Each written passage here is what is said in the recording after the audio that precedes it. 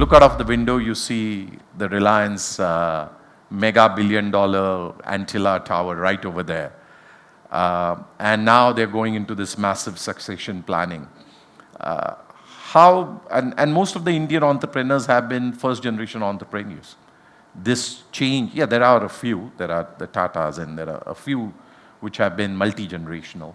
So do you see this proving to be a challenge as the transfer of power happens? In Asia more so, where people promoters tend to hold on to the organization more. Professional managers are kind of, they're a bit sensitive about it. It's not that they don't bring on. Is this a challenge for us, especially a strategy which is entrepreneurial strategy? And we're going to see the shift into the second, third generation. How are we dealing with this? So you've raised a very valid point, and we discussed in the case of Astral. So it's very important to really understand what is the longevity of the existing promoter himself in terms of running the operation. Till how long will he be at the helm of affairs, right?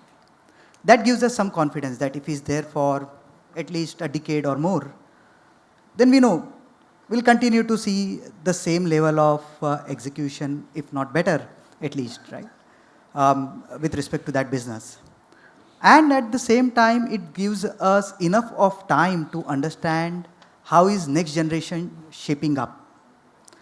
Over period, we've seen both the models kind of playing really well in the country, where in first model, it's a entrepreneur-owned, professional-run company. In second, it is entrepreneur-owned and entrepreneur-run company. What we've seen is as organization becomes significantly larger, it's largely the entrepreneurial culture that stays, and then day-to-day operations are being managed by professionals. At the current point in time, there is huge opportunity for many of these entrepreneurs to run the show themselves, such that we would continue to see that entrepreneurial culture plus entrepreneurial execution showing up in the business as usual. Right?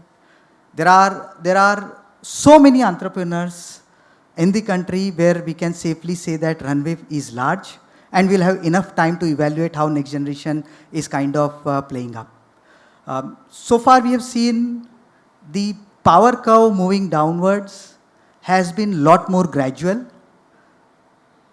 If you look at the large group, the largest group in terms of market cap at the current point in time, have recently announced how would the next generation be involved in the business. Yeah, succession. So to that extent, there is a lot more acceptance, lot more confidence in passing on this power curve to the next generation in a very gradual manner. So it's now a lot more orderly as compared to what it was in the past.